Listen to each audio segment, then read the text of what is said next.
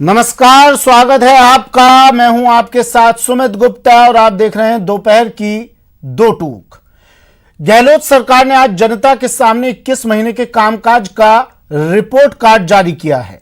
जन घोषणा पत्र के 64 पेज के रिपोर्ट कार्ड में सरकार की तमाम उपलब्धियां गिनाई गई, जिसमें किसानों की कर्ज माफी को सबसे पहली उपलब्धि बताया गया। रिपोर्ट कार्ड में दावा किया गया कि 21 महीने में 501 में से 252 वादे पूरे किए, जबकि 173 घोषणाओं पर काम चल रहा है। रिपोर्ट के वादों के दम पर दो टूक में चर्चा करने के लिए हमारे साथ गेस्ट पैनल भी मौजूद है, लेकिन चर्चा शुरू करने से पहले देखिए यह रिपोर्ट। गांधी जयंती पर गहलोत सरकार ने जनता के सामने 21 महीने के कामकाज का रिपोर्ट कार्ड जारी किया। इस मौके पर पीसीसी चीफ डोटासरा ने जनता से किए गए वादों पर खरा उतरने का दावा किया और शासन को जनता के द्वार तक ले जाने का संकल्प भी लिया। हमारी जन घोषणा पत्र में 501 वादे हमने किए थे, जिसमें से अब तक जो रिपोर्ट हमने प्रस्तुत की है पार्टी की तरफ से, उसमें 252 वादे हमने पूर्ण किए हैं। 173 वादे सरकार में प्रक्रियाधीन है। लगभग ये आंकड़ा 85% के लगभग जाता है। इस खास मौके पर कांग्रेस के प्रदेश प्रभारी अजय माकन ने भी गहलोत सरकार की जमकर तारीफ की और कहा कि 21 महीने में 50% वादों को पूरा किया। सबसे बड़ी मैं बधाई देना चाहता हूं हमारे मुख्यमंत्री जी को और स्वास्थ्य मंत्री को, जिन्होंने कोरोना समय में आप लोगों ने जिस तरीके से राजस्थान में काम किया है, ये अपने आप में एक मिसाल है। मैं समझता हूं कि कहीं पर पूरे देश में मैंने बहुत कंपैरेटिव आंकड़ों को निकाला है और सबसे बेहतरीन प्रदर्शन हर आंकड़े के अनुसार राजस्थान की तरफ से निकल करके आ रहा है। वहीं यूटीएच मंत्री शांति धारीवाल ने राजस्थान को विकास की राह पर आगे ले जाने का दावा किया। इस संकल्प को पूरा करने में हमें आम जन के साथ सभी जनप्रतिनिधियों का सहयोग और विश्वास मिला, जिससे हम जन घोषणा पत्र को काफी हद तक क्रियान्वित करने में सफल हो सके। आपको बता दें कि जन घोषणा पत्र के 64 पेज के रिपोर्ट कार्ड में सरकार की तमाम उपलब्धियां गिनाई गई हैं, जिसमें किसानों की कर्ज माफी को सबसे पहली उपलब्धि बताया गया। 17 दिसंबर 2018 से लेकर 2 अक्टूबर 2020 तक के रिपोर्ट कार्ड में दावा किया गया है कि 21 महीने में 501 में से 252 वादे पूरे किए गए, जबकि 173 घोषणाओं पर काम चल रहा है। लेकिन बड़ा सवाल ये कि सरकार के रिपोर्ट कार्ड के दावों में कितना दम है। Bureau report, news 18 Rajasthan. चलिए, तो दावों में कितना दम है और कितने वादे सरकार ने सत्ता में आने से पहले किए थे, सरकार ने सरकार बनने से पहले कितने वादे किए थे और उनमें से कितने वादे पूरे कर दिए। हालांकि एक अच्छी चीज़ है कि 1.5 साल पूरा हुआ है अभी सरकार को और उन्होंने अपना रिपोर्ट कार्ड पेश किया। जनता से जो वादे किए थे उसमें पारदर्शिता दिखाते हुए जनता के समक्ष आए और बताया कि हमने आपकी बेहतरी के लिए, आपके विकास के लिए क्या कुछ काम किए। लेकिन बीजेपी कुछ सवाल भी उठा रही है। जान लेते हैं, हमारे साथ हमारा गेस्ट पैनल जुड़ा है। मनीष पारिक जी बीजेपी से हमारे साथ जुड़े हैं। मनीष जी, स्वागत है आपका। रविंद्र त्यागी जी जिलाध्यक्ष हैं कोटा कांग्रेस के। रविंद्र जी, आपका भी स्वागत है। और वरिष्ठ पत्रकार श्याम सुंदर शर्मा जी भी हमारे साथ जुड़े हैं। श्याम सुंदर जी, आपका भी स्वागत है। सबसे पहले श्याम सुंदर जी, मैं आपके पास आ रहा हूं। सर, इस रिपोर्ट कार्ड को देखकर क्या लग रहा है आपको? देखिए सुमित जी,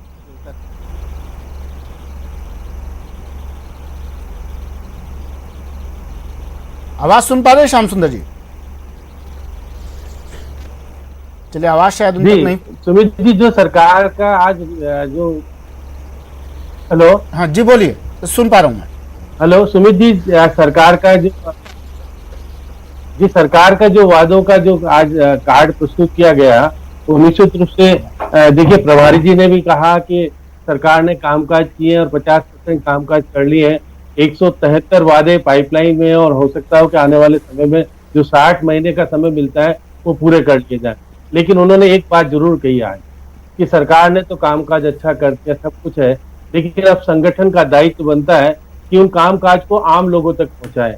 अब समस्या ये है कि देखिए गोविंद सिंह डोटासरा जी ने भी कहा कि हम संगठन के माध्यम से सरकार के कामकाज जो है और जो फायदे मिले उसको पहुंचाने का प्रयास करेंगे, लेकिन स्थिति ये है कि संगठन है नहीं पूरा। संगठन बनना बहुत जरूरी है। अगर कामकाज तो आम तक पहुंचाना है तो आपको जिला कार्यकारिणी बनानी पड़ेगी, प्रदेश कार्यकारिणी बनानी पड़ेगी।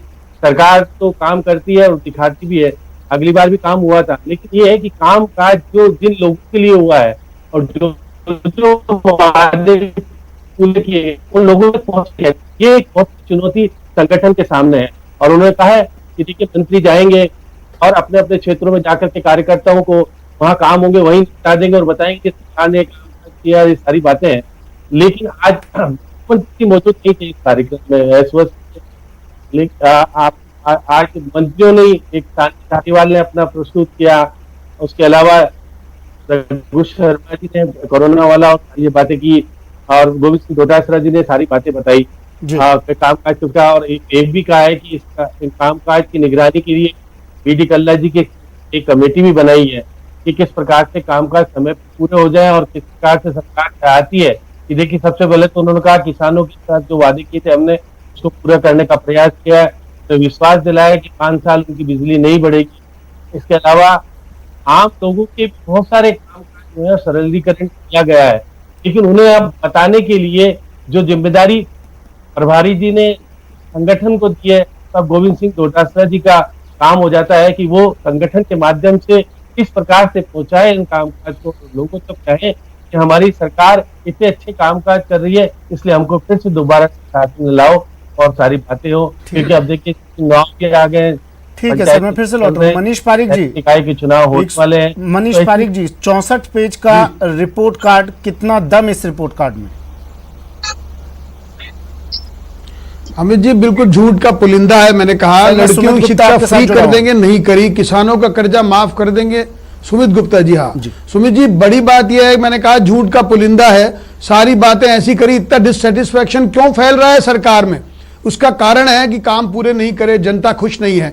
अस्पतालों में जनता लूट रही है, यहाँ पे मंत्री जी को पता नहीं है। मैं ये बात अभी तात्कालिक कर रहा हूं, लेकिन जो उन्होंने वादे किए थे वो भी पूरे नहीं करे हैं। इन्होंने कहा जो सेस ले लिए 1200 करोड़ रुपए गौशाला का ले लिया।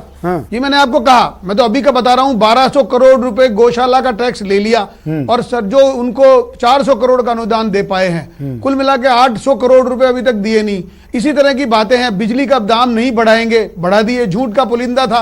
बीजेपी के सामने बात करी कि बीजेपी ने दाम बढ़ाए थे, उल्टा हम पे आरोप लगाया और कहा हम वादा करते हैं कि बिजली का दाम नहीं बढ़ाएंगे। 23% बिजली के दाम बढ़ा दिए और झूठ पे झूठ हो गया।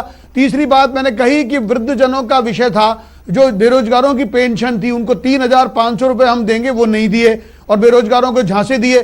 2300 नौकरियां ऐसी है, उसमें 1,23,000 नौकरियां जिनके अभी तक जारी नहीं करे हैं। रोजगारों को हम तुरंत भर्ती खोल देंगे, सब लोगों को दे देंगे। हाई कोर्ट में स्टे जहां लगी पड़ी है उन नौकरियों को तुरंत कर देंगे, ये कहा।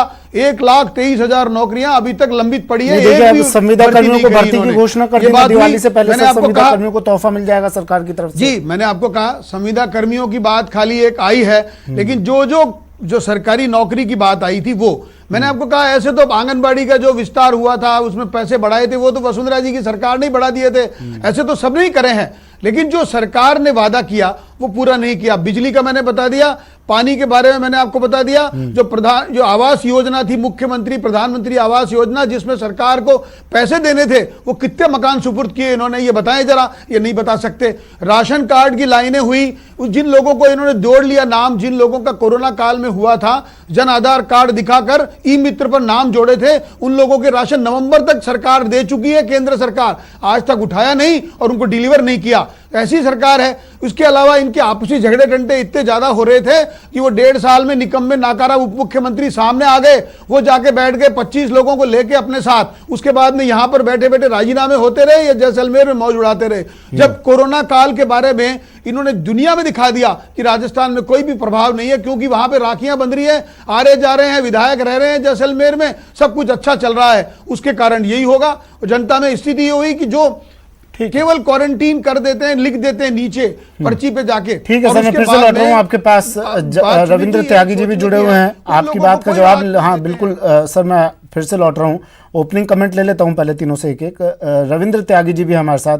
सर, मनीष पारिक जी ने आपके जो घोषणा पत्र था आपका, और आज आपने घोषणा पत्र के जो 50% से ज्यादा काम करने के दावे किए, झूठ का पुलिंदा उसे करार दे दिया मनीष पारिक जी ने।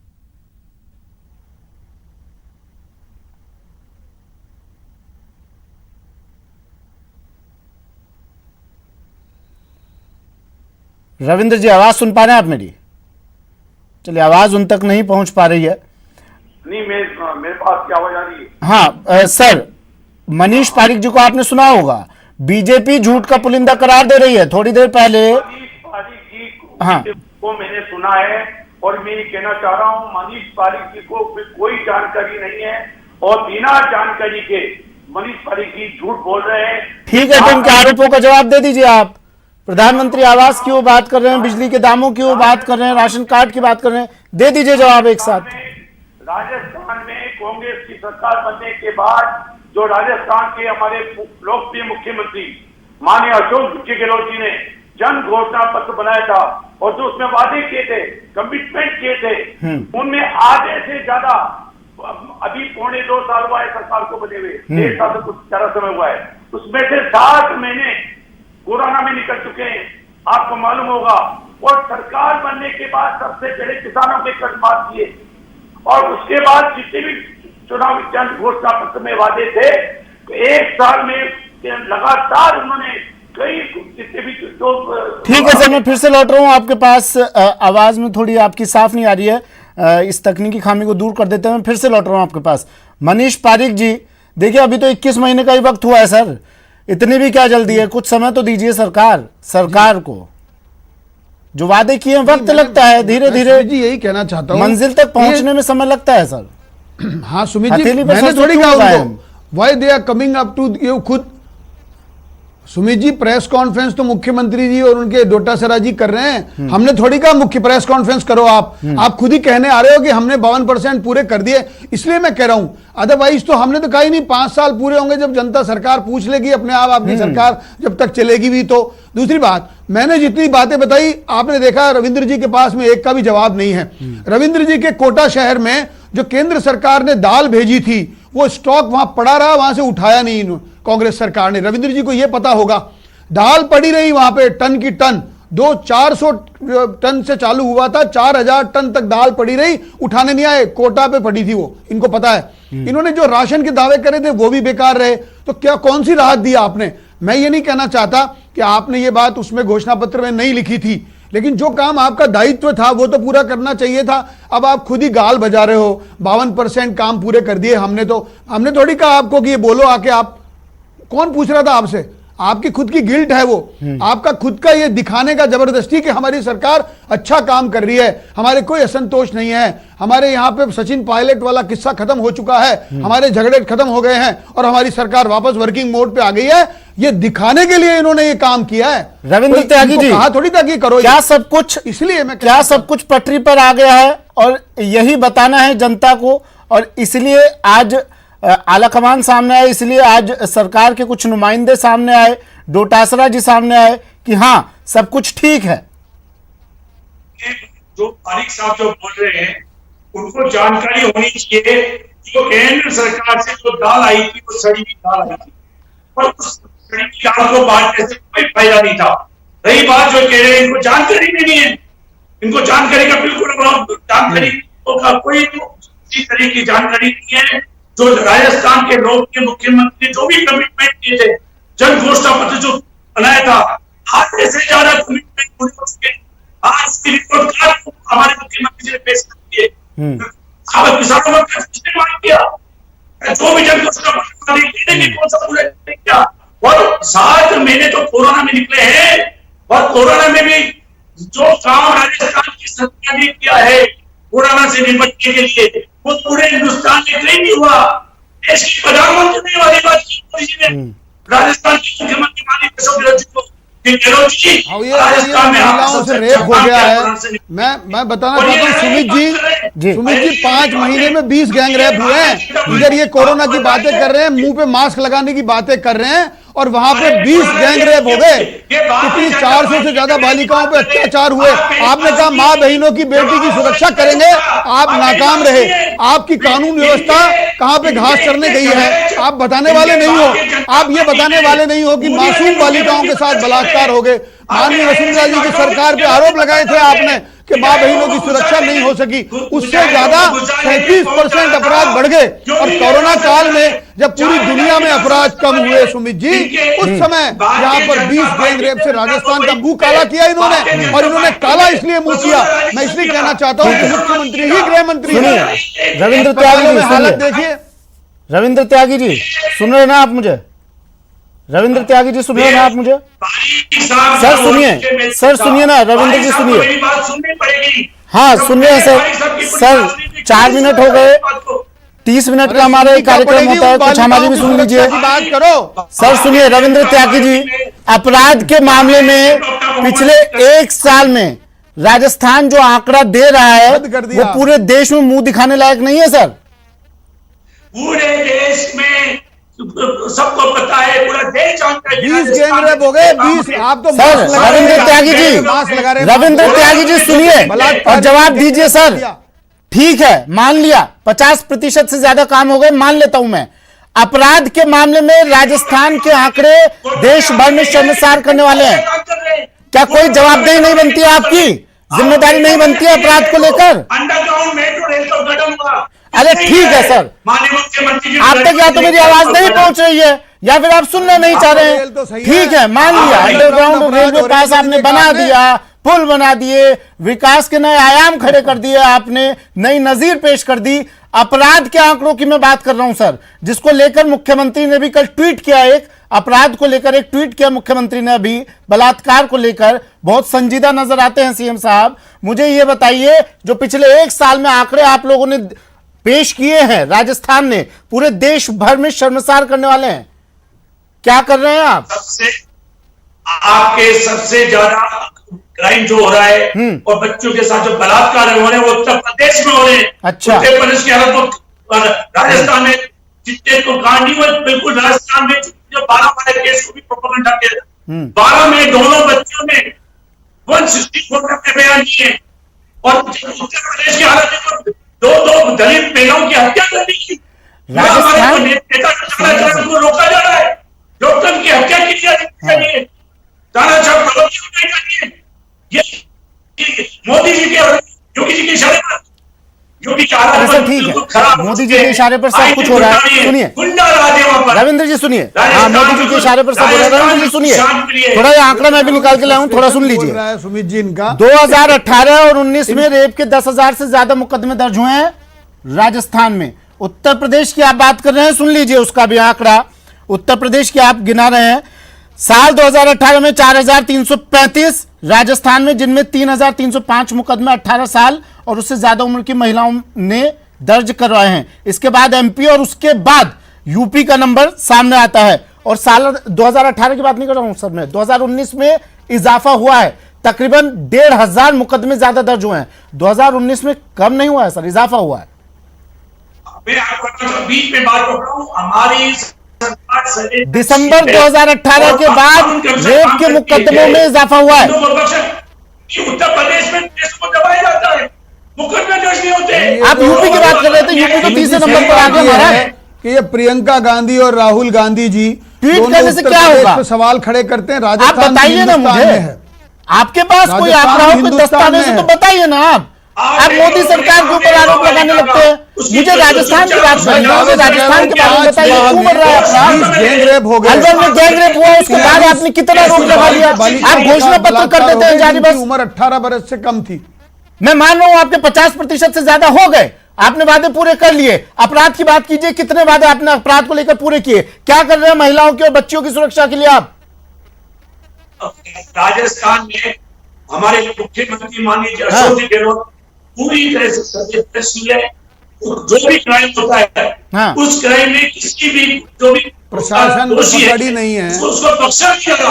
उसके खिलाफ कार्रवाई हो रही है और क्राइम को बहुत कंट्रोल किया जा रहा है। 38% राजस्थान पुलिस के हिसाब से एक साल में 38% क्राइम का ग्राफ बढ़ा है। मनीष जी, जो मैं कह रहा हूं आपको सुमित जी, मैंने आपको निवेदन किया कि जब ये मास कोरोना काल की बात कर रहे हैं, सिर्फ 5 महीने की बात कर रहा हूं, 20 गैंग रेप हो गए और कुल मिला के 84 बालिकाओं के साथ में बलात्कार हुआ। और जो ये दोबारी बात है, आपके पास में कोई प्रशासन इतना नहीं था, आप चिल्लाओ मत, आपके चिल्लाने से बात सही नहीं होगी। आपकी बात पहले ही साफ सुथरी सुनाई नहीं दे रही है, उल्टा आप जोर जोर से चिल्लाने लगते हो तो आवाज आती नहीं है। तो मैं ये कहना चाहता हूँ, मुद्दा खो जाता है बहस की वजह से, इस चिल्लाने की वजह से दर्शकों तक जो बात पहुंचनी थी नहीं पहुंच पाती है। श्याम सुंदर शर्मा जी, मनीष जी, फिर से लौट रहा हूँ, वक्त की कमी है। श्याम सुंदर शर्मा जी, सिर्फ एक बार उनका व्यू में लिख पाया हूँ। श्याम सुंदर शर्मा जी, आज 2 अक्टूबर को क्यों दे रहे हैं? अपराध का ग्राफ तो लगातार बढ़ रहा है सर, जो वादे किए थे उसमें अपराध शामिल नहीं था क्या सर? और आज सीना तान के हम बात कर रहे हैं कि हमने 50% से ज्यादा वादे पूरे कर दिए हैं। बेरोजगारी के कितने वादे पूरे हुए सर? बेरोजगार सुमित जी की राजस्थान में, हाँ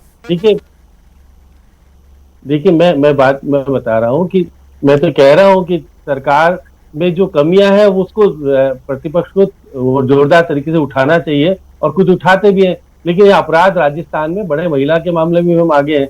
अब इस मामले में देखिएगा कि हमारे डीजी कहते ईमानदार है, सब कुछ है, लेकिन कामकाज चुस्त दुरुस्त नहीं है। और मुख्यमंत्री खुद अगर 35 विभाग अपने पास रखेंगे तो ये कामकाज का जो सिलसिला तेजी गति से होनी चाहिए नहीं हो पाएगा। यही कारण है कि आप राजनीतिक नियुक्ति नहीं कर पा रहे, नए मंत्रियों की नियुक्ति नहीं हो पा रही है, इसलिए कामकाज में तेजी आनी चाहिए। कोरोना की वजह से कुछ फाइनेंशियल स्थिति खराब हुई है प्रदेश की, बात हाँ, सही है, लेकिन आपको अब अपने सरकार को चुस्त और दुरुस्त बनाने के लिए आपको बदलाव करने की जरूरत है। आपको 35 विभाग अपने पास नहीं रखने पड़ेंगे, आप उनको बांटिएगा और अपना कामकाज तेजी से हो, इसलिए काम का सेंट्रलाइजेशन की जगह डिसेंट्रलाइजेशन बिल्कुल करने की चलिए। रविंद्र त्यागी जी, आखिरी 10 सेकंड आपको दे रहा हूं मैं सर।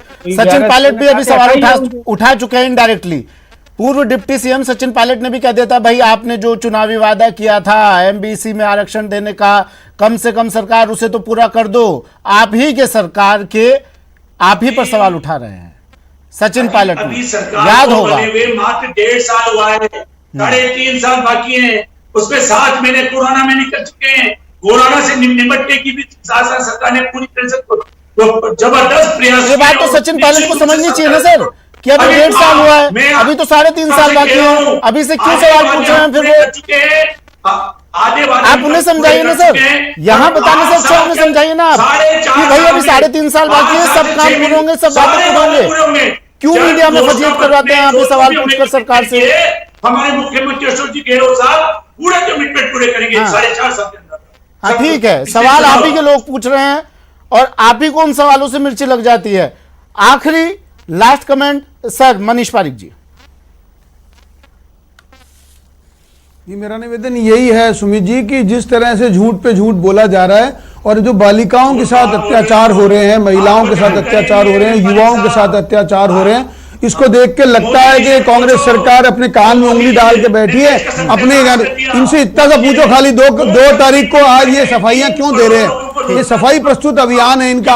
आज इनकी सरकार को 1 साल पूरा नहीं हुआ, आज इनकी सरकार को 2 साल पूरे नहीं हुए। जनता के समक्ष रखना भी जरूरी है, अगर नहीं रखते तो भी आप सवाल उठाते कि भाई आपने जितना काम किया कम से कम बताए तो सही।